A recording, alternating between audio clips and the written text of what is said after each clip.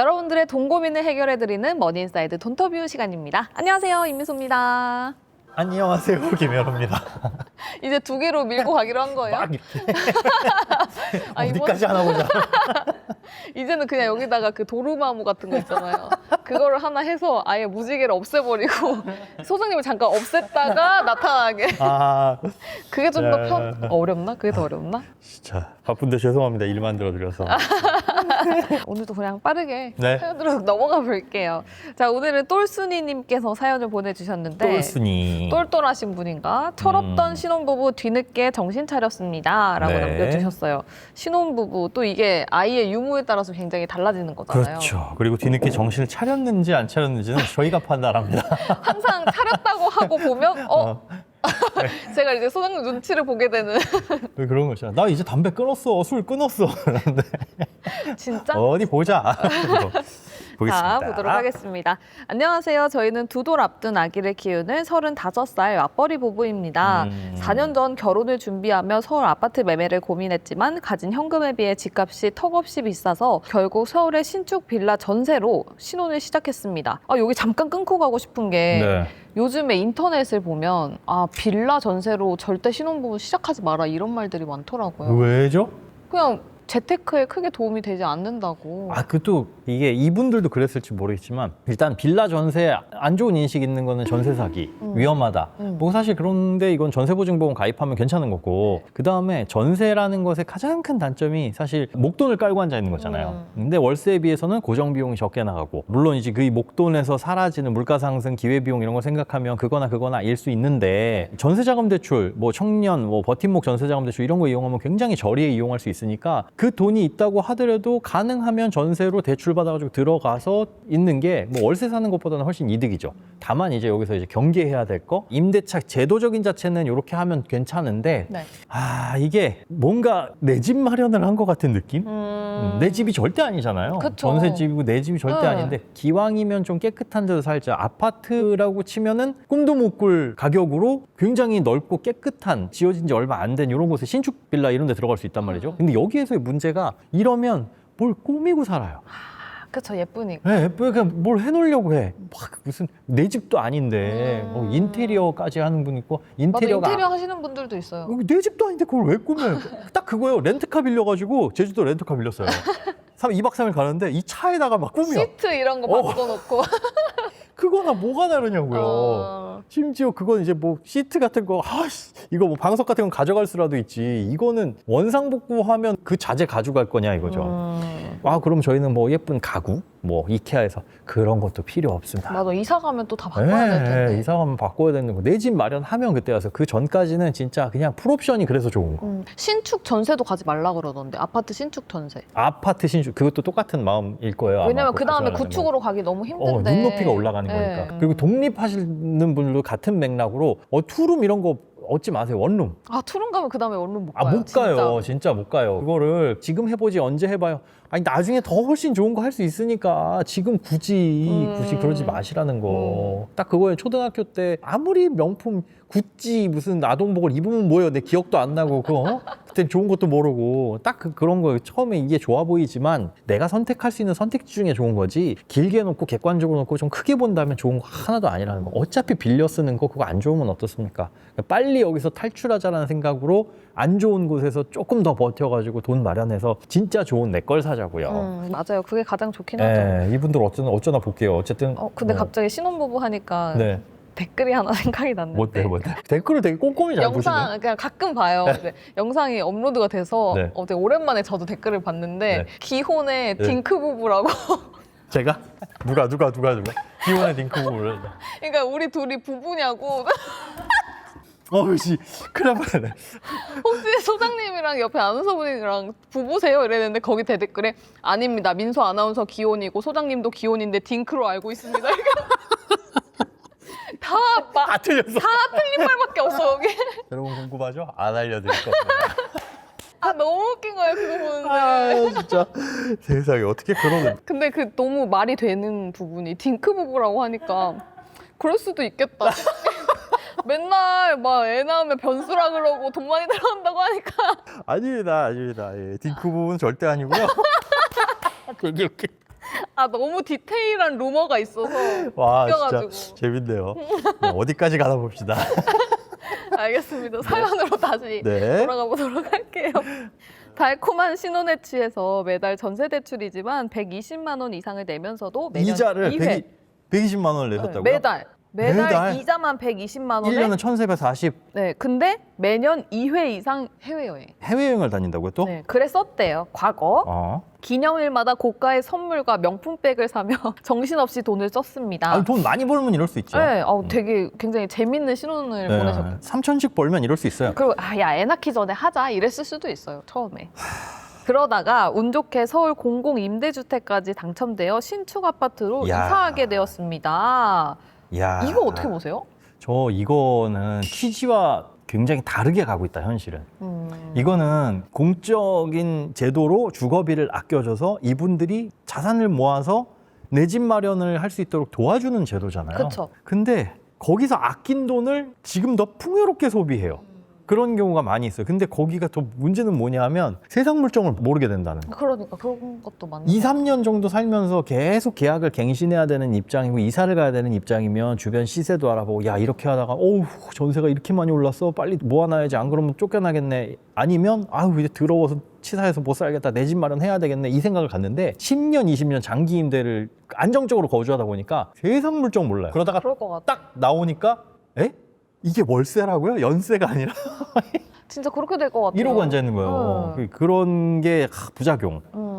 근데 이분들은 아무래도 요즘 걸어온 길을 보니까 걱정이 되네요. 정신 차렸을 수도 있죠. 네. 자, 10년 거주가 가능하고 아이를 한 명 더 낳으면 20년까지 살 수 있다는 말에 아, 내 인생에도 이런 행운이 오는구나 싶어서 시스템 에어컨도 넣고 아까 얘기한 거 시스템 에어컨도 넣고 아, 왜 20년 살 수도 있으니까 넣어야죠. 시원하게 있어야지. 가전 가구도 새로 싹 맞춰서 들어왔습니다. 대출도 신생아 특례 대출로 전환하고 시댁의 도움도 일부 받아서 현재는 월 이자를 60만 원 수준으로 크게 줄였습니다. 절반으로 줄이긴 했네요. 네, 그렇게 분홍빛 미래를 그리며 살던 중 어느 날 동네 부동산에 붙어있는 아파트 매매 가격을 보고 뭔가 잘못되었다는 것을 깨달았고 급하게 서울 아파트 임장을 다니기 시작했지만 결혼 당시에 봤던 아파트들이 그새 4억 원 이상 오른 것을 보고 뼈저린 후회와 깊은 무력감에 빠졌습니다. 물정을 알았네요. 네. 네. 다행이네요. 네. 동네 아파트 부동산에 감사하세요. 26년 5월 안에 무조건 집을 사야 한다는 영상들에 쫓겨서 에? 20곳이 넘는 아파트를 보러 다녔지만 저희 예산은 턱없이 부족했고 풀대출을 받자니 매달 300만 원에 달하는 이자를 감당할 엄두가 나지 않았습니다. 결국 무리한 연끌 대신 아기가 초등학교에 들어가기 전에 이사를 하는 것으로 목표를 수정했는데요. 문제는 그 이후 집을 사지 못했다는 포모에 현재 들어오는 모든 수입을 주식에 넣고 있다는 점입니다. 위험하다는 걸 알면서도 이미 심하게 벌어져 버린 자산 격차를 빠르게 줄여야 한다는 생각에 자꾸 주식에 기대고 있는데요. 자, 일단 첫 번째, 20평대 서울 구축 아파트 매매를 목표로 돈을 모으는 상황에서 자산의 대부분이 주식에 들어가 있는 건 괜찮을까요? 하고 가르치고 10억 안쪽으로 보는 중인데 조건에 맞는 곳이 많이 없네요. 아니 10억 안쪽에 있을 20평대 텐데? 구축 아파트가 얼마나 많은데요? 네. 지금 어디서 찾고 계신 건지. 그러니까 서울에 있을 텐데. 대치동 뭐 이런 데서 찾으시나? 예. 두 번째로는 고민이 마음 한켠에 무거운 짐으로 남아있는 마이너스 통장이 있습니다. 마통이요? 현재 주식에서 수익이 좀 난 상태인데 차라리 마이너스 통장부터 상환하는 게 맞을까요? 이게 두 번째 고민이고요. 세 번째 고민은 대출 이자를 감당하더라도 주식을 정리하고 빠르게 서울 아파트를 매수하는 것이 더 좋은 방향일까요? 하고 남겨주셨습니다. 과거의 소비를 후회하며 매일 불안한 마음으로 주식창을 들여다보고 있습니다. 저희 부부 지금부터라도 정신 차리면 잘 살고 또 잘 살아갈 수 있을까요? 선배님들의 따끔하고 현실적인 조언 부탁드립니다. 네. 뒤늦게 정신 차렸다고 했는데 정신 못 차리셨습니다. 왜요? 이거 지금 엉망진창이에요. 정말 지금 잘못되어 있는 게 불안한 마음은 이해가 되는데 그 불안한 마음으로 인해가지고 아예 잘못된 결정을 내리고 있어요. 이분들의 표현으로 철없이 살던 시절에 흥청망청 소비를 하느라 돈을 제대로 못 모으고 집에 대한 관심을 못 가지고 시간이 흘러버려서 보니까 4억이 넘게 뛰었더라. 그러면 지금 이 4억이라는 걸 어떻게 복구하지? 빨리 하지 않으면 이 4억이 8억이 되고 12억이 될 것 같은데 지금이라도 빨리 뭔가를 해야 되는 것 같다는 조급함이 드는 건 이해가 돼요. 네. 그런데 그 조급함이 든다고 해가지고 그러면 어떻게 할 것이냐라고 우리가 답을 찾아야 되는데 그 답이 잘못됐다. 완전히 주식에다가 지금 돈을 넣어놓고 주식 투자를 하고 뭐 이런다고 하셨잖아요. 네. 이 격차는 좁히려고 하는 건 욕심입니다. 그러니까 진짜 냉정하게 말씀드려서 그런 일은 벌어질 수 없고 이거 격차를 다시 좁히는 건 네네. 벌어져서도 안 돼요. 그게 무슨 말이냐면 우리 철없이 살던 시절 있죠. 네. 그 시절에 철 들어서 사시는 분들이 있었을 거예요. 그쵸. 그간 정말 아낄 거 아끼고 열심히 저축하고 투자하고 하신 분들을 지금 어떻게든 앞지르려고 하려는 거잖아요. 그렇죠. 그런 방법이 있다면 이분들의 노력은 헛수고가 되는 거죠. 맞아요. 왜 그래? 다 같이 놀고 요때 어떻게 뭔가 답을 찾아서 반짝하면 되지? 그러니까 이건 말이 안 되는 건데 이 말이 안 되는 것을 답을 찾으려고 하다 보니 엉뚱하게 투자가 아닌 투기 쪽으로 가는 거예요, 지금. 투자라는 건 시간입니다. 시간 싸움이에요. 우리가 26년 5월 안에 집을 사야 된다라는 유튜브를 보고 그 양도세 중과세 배제 끝나는 거 그거 때문에 불안하셨던 것 같은데 지금 이제 5년이라는 시간 잡았잖아요. 두 돌 앞둔데 초등학교 들어갈 때까지 한 5년 정도 시간이 있으니 급할 거 없어요. 지금 당장 막 공격적으로 투자해가지고 수익률에 조급하고 이러면 계속 악수를 둘 수밖에 없습니다. 이러면서 이제 잘못되는 게 사팔사팔해요. 이거 조정장 오면 난 지금 이분들 주식 투자하면서 최근에 팔지 않았을까 걱정이네.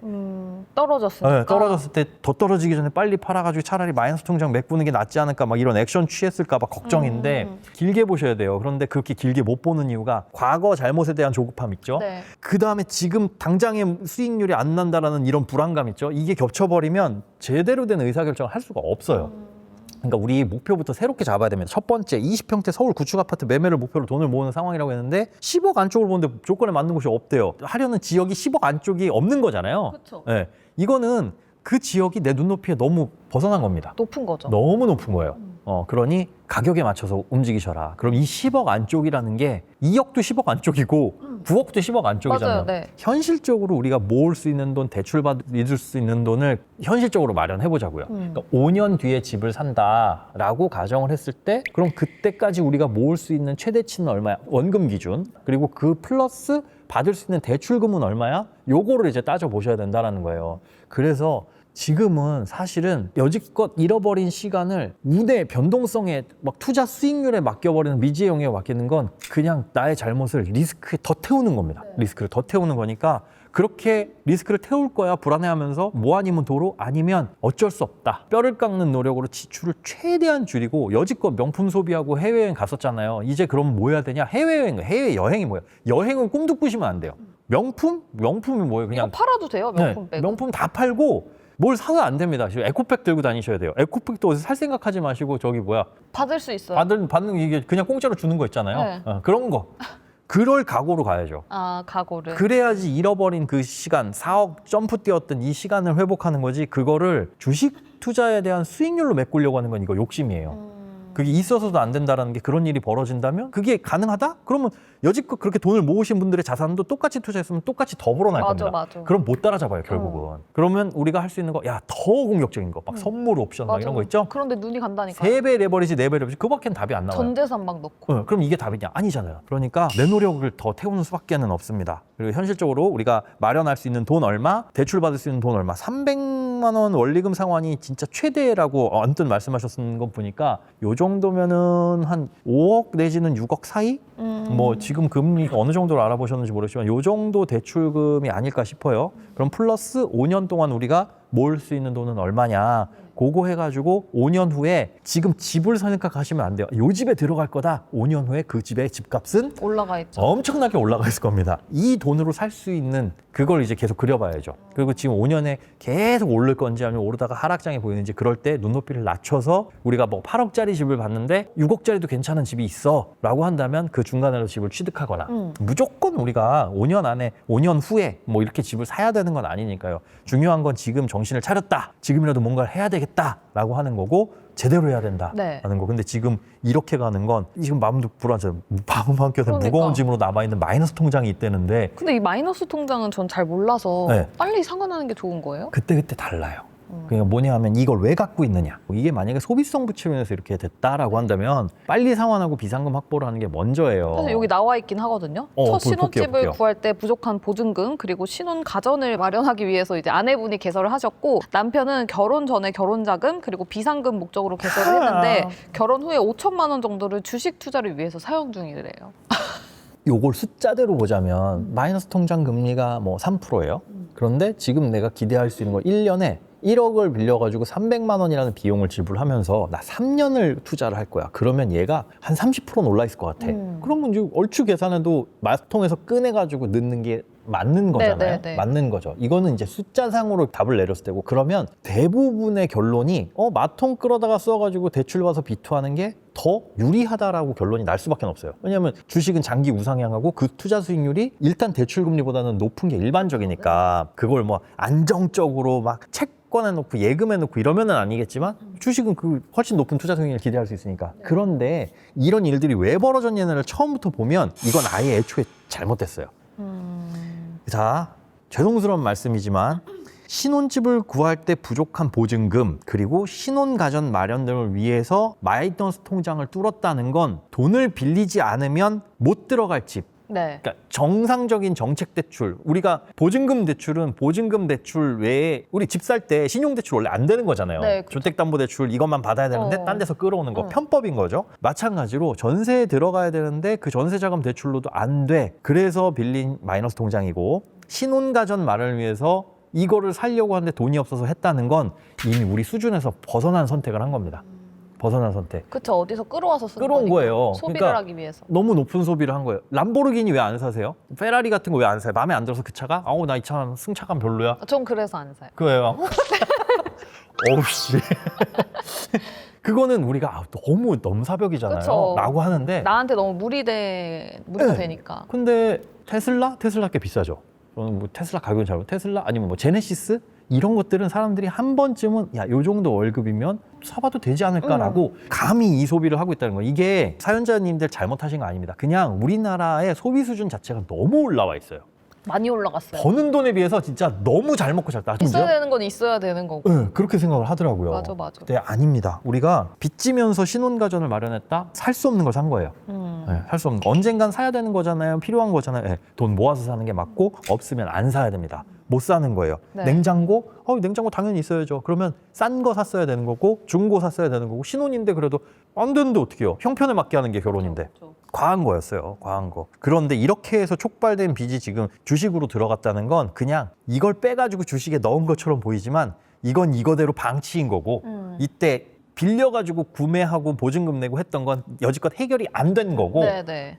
빚이 있는 대로 그냥 주식에 또 돈이 들어간 겁니다. 그러니까 이런 상황부터 깔끔하게 정리를 해야지 이상한 상상을 안 해요. 그렇죠. 근데 이 비상금을 목적으로 개설했다는 건 비상금도 없다는 거잖아요. 왜 비상금을? 그러니까 이건 안 되는 거예요. 지금 정신 차리셔야 되는 게 이거. 그럼 지금 바로 이거부터 상환하는 게 좋아요?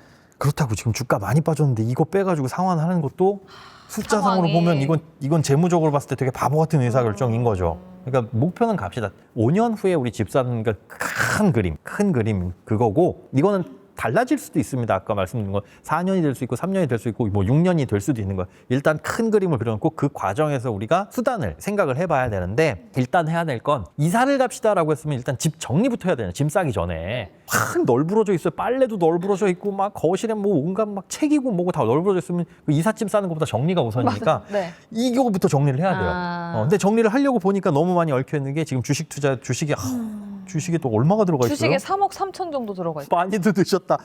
아우, 그러니까 이제 이거 수익은 잘 나요? 네, 정리하고 빠르게 이제 아파트를 사야 되는지 말아야 되는지. 그래서 네네네네. 이게 세 번째 고민인 건데. 다행히 수익은 많이 보셨네요. 네, 그럼 자산 먼저 볼까요? 네네. 자, 일단 이 똘순이님 부부의 현 자산 상황은요.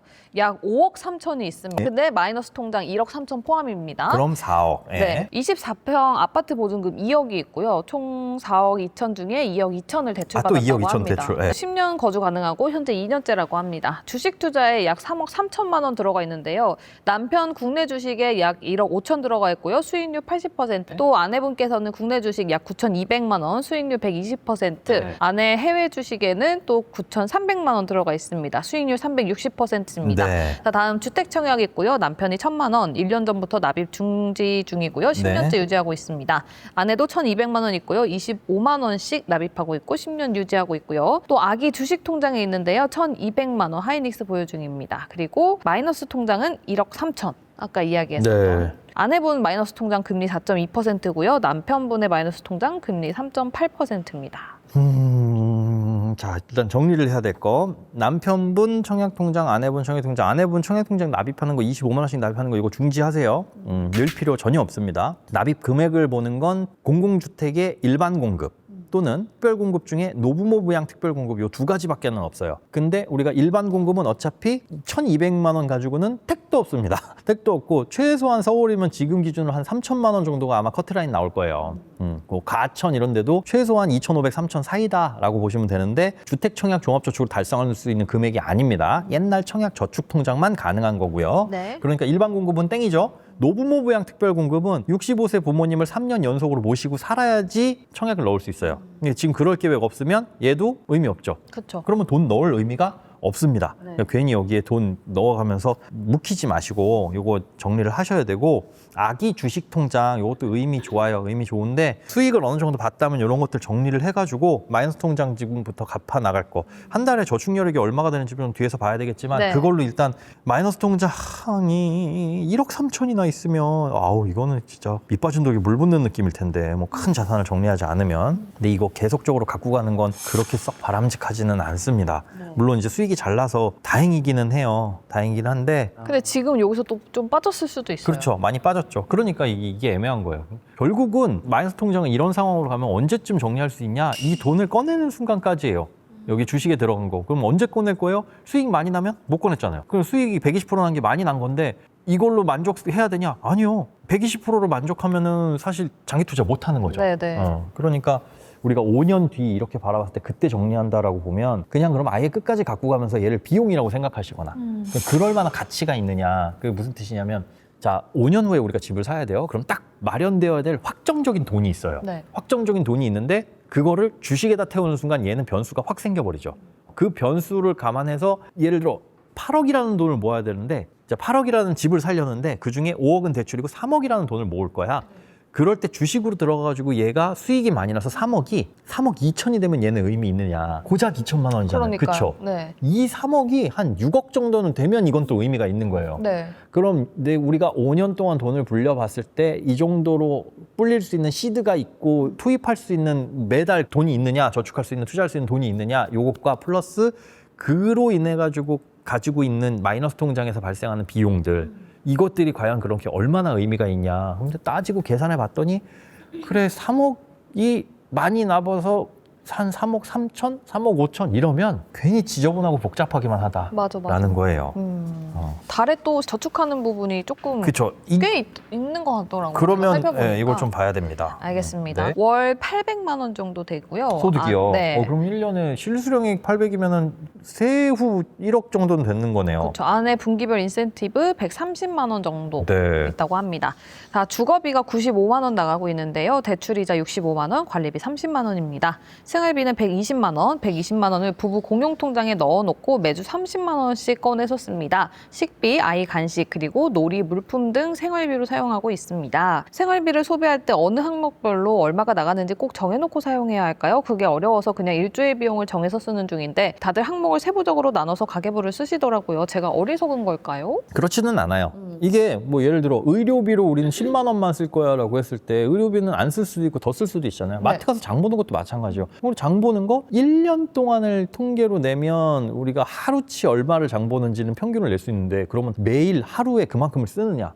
예를 들어 1년치 장 보는 거를 쭉 합산해 보니까 600만 원이에요. 나누기 365일 하면은 하루에 뭐 2만 원도 안 쓰네. 뭐 이럴 수 있는데 네. 그러면 과연 그렇게 하냐? 아니잖아요. 네, 그렇죠. 일주일 단위로 끊어놓고 쓰게 되면 어떤 때는 이 항목은 안 쓰고 어떤 때는 이 항목 더 쓸 수 있어요. 중요한 건 그 안에서 쓰는 건데 그 안에서 쓸 수 있는 고정적인 지출과 그렇지 않은 지출을 좀 골라내야 된다. 식비, 아이, 간식 이거는 비슷한 성격이에요. 네. 그런데 놀이 물품은 필수제는 아닙니다. 아, 그렇죠. 그렇죠. 그러니까 우리가 필수적으로 써야 될 의식주, 생명 유지 꼭 필요한 거냐? 네네. 그걸 냉정하게 좀 구분을 하셔야 돼요. 그 항목을 정해놓는 게 중요한 거지 어디에 얼마 쓰는 걸로 정해놔야 될까 이거 중요한 건 아닙니다. 그래서 용돈, 외식비 이런 거 이제 문화활동비 이런 것들 삶의 질에 영향을 미치는 거 네. 그런 것들은 우리가 통제할 수 있어요. 삶의 질 조금 떨어지고 품위 유지하는 데 조금 어려움이 있을 수 있겠죠. 그렇죠. 그러나 이거는 뭐다? 과거에 행복하게 산 것에 대한 분에 넘치는 행복을 즐긴 것에 대한 대가다. 네.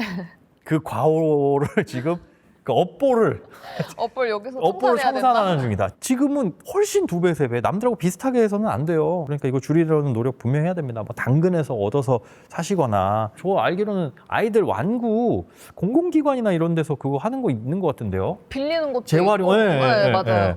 재사용해가지고. 받을 수 있는 것도 있고 그래요. 맞아요. 그런 데서 아끼는 수밖에 없어요. 사주고 싶으시면, 아이한테 주고 싶으시면 그거. 그래서 30만 원 안에서 쓴다면 맞벌이 하시니까 이 정도면 뭐 네, 나쁘지 맞벌이에 않은데요? 애기도 있고 네. 그렇게 셋이서 일주일에 30만 원 쓰는 거니까. 그러면은 크게 많이 안 쓰는데요? 요것만 식비 쓴다면? 포함이잖아요. 네. 지금. 나쁘지 않은데? 볼게요. 또. 다음은 교통비 15만 5천 원인데요. 남편 5만 원, 아내 5만 원. 평소에는 둘 다 지하철을 이용하고 있고요. 유류비 5만 원, 그리고 내비 구독 5,500원 나가고 있다고 합니다. 네. 다음은 보험료 약 30만 원 나가고 있는데요. 아내분 약 12만 원, 종합보험 10만 원, 실비 어머님께서 내주신다고 하고요. 네. 운전자 보험 2만 원 있습니다. 남편은 약 10만 원, 종합보험 8만 원, 운전자 보험 2만 원 있고요. 아기에게는 6만 8천 원 정도 나가고 있는데요. 어린이 종합보험 5만 2천 원, 실비 약 16,000원입니다. 집 화재보험 16,000원, 자동차 보험 연 40만 원. 보험료도 이 정도면 네, 나쁘지 않죠? 나쁘지 않습니다. 괜찮죠? 네, 나쁘지 않아요. 아내분 보험이 조금 비싼 느낌이 있지만 그 20년 납으로 해서 그렇지 이거 30년 납으로 했다면 이 보험 자체가 뭐 과하거나 그런 느낌은 없어요. 네. 다만 이제 운전자 보험 같은 경우에 필요하기는 합니다. 꼭 필요해요. 사실 보험이라는 게 무슨 일이 생길지 몰라서 맞아. 대비하는 거니까. 그런데 2만 원이면 좀 비싼 편이긴 해요. 2만 원 안쪽으로 더 얼마든지 충분히 가능한데 여기서 줄여봐야 한 만 원씩? 그렇죠. 뭐 그 정도라서 여기서는 크게 조정을 할 만한 게 뭐 없어 보여요. 자, 다음은 통신비 8만 8천 원이고요. 휴대폰 6만 6천 원, 합쳐서. 그리고 인터넷은 2만 2천 원 나가고 있습니다. 네. 자, 다음 저축은 325만 원에서 425만 많이 원. 하시네요. 많이 하는데요. 네. 그렇죠. 한 절반 이상은 네. 할 때도 있고. 주택 청약 25만 원, 요거 아내 바꾸셔야 명의 이거 되고. 이따가 바꾸자라고 네. 아까 말씀을 해주셨고 CMA에 300에서 400만 원, 소득에 따라서 50% 정도 넣고 있는데요. 적금은 전혀 하지 않고요. CMA에 넣어서 놓고 주식 가격이 떨어지면 계속 추가 매수하는 방식으로 투자를 하고 있습니다. 안정적인 주식 ETF나 적립식 같은 그런 것보다는 단일 우량주에 투자하는 성향입니다. 이분들도 스스로 알고 계시나요? 안정적인 수익률 지수 따라가는 것보다 시장 초과 수익률을 내고 싶다라는 거잖아요. 모르겠습니다. 근데 우리 과거의 이 과오를, 이 업보를 투자 수익률로 극복하려고 하는 것이 과연 맞느냐. 저는 이게 잘 되면 좋겠지만 네. 안 됐을 때 그때의 그 불안한 거는 어떻게 해결할 것이냐. 그래서 좀 불안한 게 보유 종목들이 다 SK하이닉스, 네. 삼성전기, 삼성전자는 사이클 타는 산업이에요. 그리고 다 올해부터 시작한 거예요. 보니까. 그렇지 않아요? 아니면 그러네. 작년부터. 이게 원래부터 예전부터 한 것 같진 않고 그치. 예전부터 했었으면 다른 수익률 종목이 있겠죠. 그리고. 이거보다 그리고 훨씬 높게 그쵸, 나왔어야 훨씬 돼요. 300 몇 퍼센트 나왔어요. 네, 맞아요. 그렇게 나와야 맞는 건데 다 이게 올해 핫한 종목들이라 원래 주식 공부를 하고 투자를 하셨다면 다른 종목도 투자할 수 있겠지만 사실 올해 들어간 거는 운이 어느 정도 크게 따라주긴 했잖아요. 네, 안 버는 사람이 거의 없었지. 없었죠. 앞서 말씀드린 그거예요. 지금 내가 열심히 막 공격적으로 수익을 내려고 뭐 어딘가에 투자해도 남들도 이거 그대로 사고 있어요. 그럼 그대로 가는 겁니다. 이걸로 역전하려는 생각 다시 한번 말씀드리지만 만회하려는 생각 하시면 안 됩니다. 하시면 안 되고 할 수 없다 그러면 이걸 통해서 내가 얻을 수 있는 거 뭐야? 조금 더 많은 돈을 모아서 집 사는데 요거 그럼 그게 과연 앞서 말씀드린 큰 보탬이 되느냐 이거 다시 한번 점검을 하실 필요 있어요. 그리고 그런다고 하더라도 들어가는 주식 자체가 한쪽으로 굉장히 쏠려 있다. 장기적으로 보면 괜찮아요. 이게 미혼이에요. 애도 맞아, 없어요. 맞아. 그러면 얼마든지요. 좋은 겁니다. 지금 CMA 이렇게 놓고 적금 왜 해요? 1년, 2년 사이에 심지어 집도 5년 후에 쓴다고 하는데 적금하지 마시고 지금처럼 얼마든지 하셔도 돼요라고 하겠지만 애도 지금 2돌 전이잖아요. 이제 점점 애 들어가는 돈이 점점 커질 거고 그렇게 불안한 상황에서 이렇게 한쪽 섹터에 몰빵을 하는 건 맞아. 저라면 안 하겠어요. 아니면 뭐 진짜 이거를 한 10년, 20년 보유할 거면 괜찮은데. 그죠? 그거예요. 네, 집을 또 5년 안으로 사고 싶어 하시니까. 그러면 반도체 슈퍼사이클이 딱 끝나가지고 그냥 바닥치고 있을 시기일 수도 있거든요. 그러니까 저라면 안 하는데 하지 말라고도 강력하게 못 하는 게 그것도 그래요. 생각 외로 잘 되면. 네. 네, 잘 되면. 근데 지금 주식 모르는 거니까. 이분들의 기회를 제가 막아버리면 어떡해. 그러니까. 근데 그렇게 잘 되면 나만 잘 되나? 남들도 다 잘 돼요. 그럼 이제 또 그러니 과연 부동산 이렇게 뛰고. 그러니까 이렇게 하는 게 의미가 있느냐 그 생각이라는 겁니다. 자, 다음 기타 약 110만 원에서 120만 원인데요. 기타를 뭐 이렇게 많이 써요? 전기 구독료 6만 8천 원, 정수기 4만 3천 원, 컬리 2천 원, 쿠팡 8,000원, 유튜브 프리미엄 16,000원, 부부 용돈 40만 원, 각각 20만 원씩 쓰고 있고 네. 카드값 30에서 40. 미리 빼놓은 생활비가 부족하면 카드를 사용하고요. 이거네. 카드값이 뭐예요? 카드값이 아까 120만 원 빼놓고 한 일주일에 30만 원 쓴다면서요. 그러니까 그게 아니네. 부족하면 카드 쓴다는 건데 그러면 그걸 못 지키는 거네요. 안 거기 돼요. 용돈도 있고 마이너스 통장 대출이자 35만 원. 올해 쇼핑은 거의 하지 않았고요. 네. 해도 용돈 안에서 사용하려고 노력 중입니다. 좋습니다. 예. 우리 과거에 대한 반성은 이렇게 해야 되는데 여기서 조금 수정할 거는 카드값입니다. 카드값을 생활비 미리 빼놓은 거 현금으로 쓰시는 것 같은데 그러진 마세요. 신용카드로 쓰시는 게 적립 혜택 훨씬 좋고 그리고 우리 신용점수 관리에도 훨씬 좋으니까 쓰시되 고정적인 지출, 어차피 우리 일주일에 30만 원 쓰기로 한 거잖아요. 네. 그 안에서만 쓰는 거 철저하게 노력하시면 돼요. 이분들이 이렇게까지 하시는 거 보니까 지금 와가지고 다시 철 들려다가 다시 후퇴하실 일은 없고 그러니까 신용카드를 쓰시되 그거 현실적으로 맞춰봅시다. 30만 원 일주일에 쓰는 거 이게 정 안 되면 35만 원 정도 늘려서 진짜 그것만 딱 쓰기. 한 달에 맞아. 140만 원 이 안에서만 쓰는 거 그걸로 굳어놓기. 그리고 용돈은 각각 20만 원. 이게 일반적인 가정 그리고 요 정도 소득이면 괜찮아요 할 텐데 잘못을 조금 메꾸려면 요거 용돈이라도 조금 줄입시다. 그거 용돈 줄이는 거 5만 원씩 각각 줄여가지고 10만 원, 1년에 120만 원이 무슨 차이가 있겠어? 차이 큽니다. 차이 커요. 그 정도가 또 어디예요? 소비 습관도 바뀔 거예요. 맞아요. 그게 중요하거든요. 우리는 사실 그냥 일반적인 소비 습관 정도로는 안 돼요. 이제 여행 가면 안 되나요? 안 되죠. 여행은 유튜브 이런 거 보면서 여행 유튜브 보면서 그리고 아마 TV도 되게 클 것 같은데 그럴 것 같은. 좋은 TV에 보면서. 큰 화면으로 남들 여행하는 거 보면서 조금 사치를 부린다면 만약에 여행지가 이탈리아다 그럼 그날 피자 한 판 시켜 드세요. 파스타나 스파게티 먹으면서. 그런 거 집에서 만들어가지고 그 기분 내고 그리고 이제 편의점에서 10,000원짜리 와인 있죠? 그런 걸로 기분 내고 끝. 우리 갔다 온 경험이 있고 기억이 있으니까. 맞아. 그리고 애가 좀 크면 가족여행 같은 거 계획하시고 집 산 다음에 이제 1번이 우리 집으로 했으니까요. 뭐 다른 것들은 괜찮아요. 소득 수준도 괜찮고 네. 여기서 이제 흔들리지만 않는다면 변수만 없으면 돼요. 근데 둘째 계획이 있으시다. 혹은 계획은 없었는데 덜컥 생겼다라고 한다면 아마 모든 걸 전면 수정하셔야 될 겁니다. 그쵸. 5년 후에 집 사고 이러는 거. 근데 그거에 스트레스 받지 마세요. 원래 인생은 계획대로 되는 거 아무것도 없어요. 아무것도 없어요. 전혀 제가 없더라고요. 진짜 파워제인데 그렇게 사니까 인생 피곤하더라고요.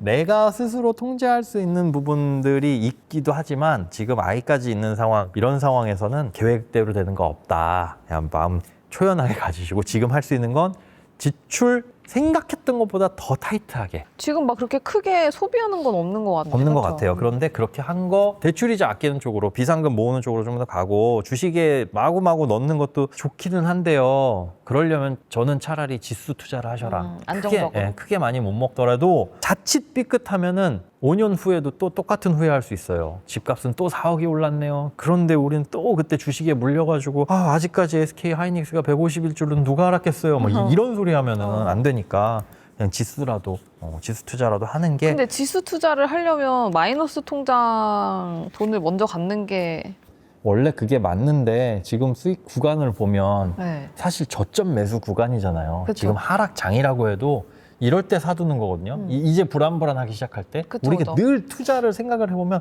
저때 샀어야 돼. 많이 떨어졌을 때. 재작년에 그거 혹시 기억나세요? 예금한 사람이 승자다라고. 네, 막 맞아. 그때예요. 그럴 때 지금 이제 거품 꺼졌냐 막 정말 투자 안 하셨던 분들의 목소리가 커지기 시작할 때 그 목소리 딱 잠재워 두시고 투자 지금 하셔야 됩니다. 물론 지금은 이제 초입이니까 네. 섣불리 들어가는 건 조금 이제 기다렸다 들어가는 게 좋겠지만 그러면 이제 여유 자금으로 딱히 투자할 데가 없다면 마이너스 통장 좀 줄여놓는 거. 그 다음에 뭐 투자할 때가 때 이거 다시 빼가지고 넣지는 마시고. 마통은 무서운 게 강제성이 없기 때문에 한 번 만들어서 진짜 몇 년 가지고 하는 사람들이 수두룩해요. 진짜요? 이거 그거 없어요? 몇 년 안에 갚아야 된다 이런 거 없어요. 그게 없어요. 가끔 그게 있어요. 가계부채 관리 방안이 정부에서 나오면 은행한테 야 니네 가계부채 좀 줄여라 조여라. 그러면 은행 입장에서 갑자기 주택담보대출 받은 사람한테 가가지고 달라고 할 수는 없지. 한 1억만 갚아서 이거 안 되니까 그렇죠. 이 마이너스 통장의 한도를 지금처럼 뭐 계속 쓰시지 않으면 내년에 갱신 때 얼마 줄이겠습니다. 뭐 이렇게 해가지고 줄이는 경우들이 있고 그건 정말 특별한 경우 그렇지 않으면 갚으란 얘기 안 해요. 그래요? 왜냐하면 지금 기업들이 구독 서비스 왜 해요? 꾸준한 현금으로 그쵸, 만들려고 네, 하는 네. 거잖아요. 네. 그래서 막 무슨 타이어도 구독, 네. 무슨 침대도 구독 많이 하죠. 이러고 있는데 은행이 정말 좋은 구독 서비스예요. 마통 하나 딱 만들어 놓고 거기서 줄줄줄줄 빠져나가는 이자가 그냥 계속 따박따박 들어오니까 얼마나 좋아요. 솔깃하지 마세요. 이거 들으시는 분들. 은행 입장에선 어우 대단히 좋은 고객들이죠. 그러니까 이거를 의무감을 가지고 갚지 않으면 얘는 그냥 이자도 복리인 셈이고 월복리인 셈이고 그러니 이 악물고 매달 얼마씩은 갚아야 되겠다. 그 얼마씩 갚는 것도 남편 통장과 아내분 통장 이렇게 나누지 마시고 네. 여러 개 중에 하나 먼저 없애는 거, 금액 조금 적은 거 없애는 거 이런 쪽으로 가셔야 그나마 눈에 조금 보이실 것 같아요. 그리고 비상금 마련하시는 거 지금은 비상금이 전혀 없기 때문에 네. 정상적인 구조라고 보기는 어렵습니다.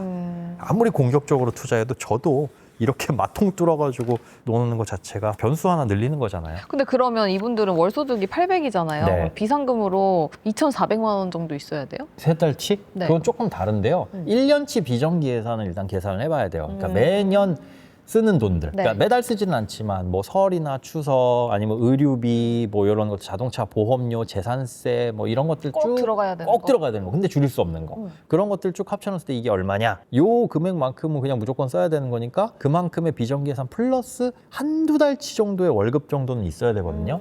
그런데 그걸 일단 해놓고 1년 정도 살아봐요.